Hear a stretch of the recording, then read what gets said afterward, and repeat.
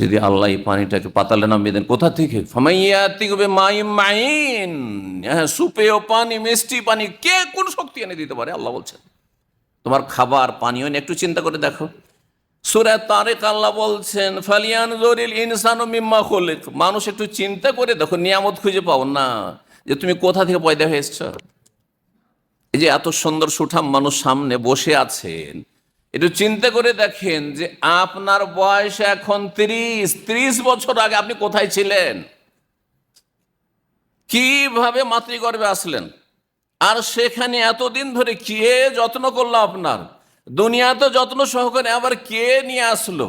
তারপরে এটা কি বাবার ক্ষমতা ছিল না মায়ের ক্ষমতা ছিল? হ্যাঁ, কোন রাষ্ট্রীয় শক্তির ক্ষমতা ছিল? সুবহানাল্লাহ। মিম্মা খোলে খোলে কা মিম্মাইন দাফিক,